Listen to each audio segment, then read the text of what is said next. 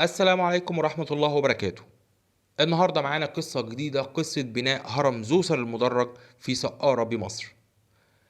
يعتبر الملك زوسر من أشهر ملوك مصر القديمة، صاحب أقدم بناء ضخم من الحجر في التاريخ، وهي مجموعة الهرم المدرج في سقارة. يعتبر تمثال الملك زوسر المعروض في المتحف المصري بالتحرير أقدم التماثيل المكتملة بالحجم الطبيعي المعروف لنا حتى الآن من الحضارة المصرية القديمة. قامت وزارة السياحة والآثار بنشر صور لهرم زوسر المدرج في سقارة للترويج له، حيث يعتبر هرم الملك زوسر المدرج أحد أشهر المعالم الأثرية الأكثر شهرة في مصر. يشكل نقطة تحول تاريخية مهمة في الآثار الجنائزية المصرية القديمة، كما يعتبر ثورة في الهندسة المعمارية الحجرية.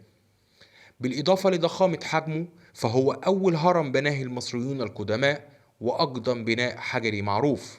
كان الملوك والنخبة من المصريين يتم دفنهم في مصاطب، ويشير مصطلح المصاطب إلى نوع من الهياكل الجنائزية التي كانت بشكل عام مستطيلة الشكل ومبنية فوق حفرة الدفن، والتي كانت تحت الأرض. يتكون الهرم المدرج في 6 مصاطب تعطي الشكل المدرج، وربما كان المهندس إميحوتب هو صاحب هذا الابتكار العظيم. يقع عند إحدى نهايات المجموعة الهرمية مبنى يعرف باسم المقبرة الجنوبية، والتي كانت تعتبر مقبرة رمزية للملك زوسر، ربما كانت تعكس دور الملك لمصر العليا والسفلى. تحتوي المجموعة الهرمية على بعض العناصر المميزة، فقد كان الفناء أمام الهرم لإقامة احتفال سد، وهو احتفال يرمز لإعادة شباب الملك وتجديد قوته. كانت المقاصير الحجرية الموجودة على الجانب الشرقي للفناء تستخدم في هذا الاحتفال، مما يضمن استقرار الملك في تجديد شبابه إلى الأبد. السلام عليكم ورحمة الله وبركاته.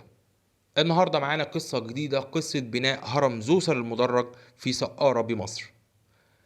يعتبر الملك زوسر من أشهر ملوك مصر القديمة، صاحب أقدم بناء ضخم من الحجر في التاريخ، وهي مجموعة الهرم المدرج في سقارة. يعتبر تمثال الملك زوسر المعروض في المتحف المصري بالتحرير أقدم التماثيل المكتملة بالحجم الطبيعي المعروف لنا حتى الآن من الحضارة المصرية القديمة. قامت وزارة السياحة والآثار بنشر صور لهرم زوسر المدرج في سقارة للترويج له، حيث يعتبر هرم الملك زوسر المدرج أحد أشهر المعالم الأثرية الأكثر شهرة في مصر. يشكل نقطة تحول تاريخية مهمة في الآثار الجنائزية المصرية القديمة، كما يعتبر ثورة في الهندسة المعمارية الحجرية. بالإضافة لضخامة حجمه، فهو أول هرم بناه المصريون القدماء وأقدم بناء حجري معروف.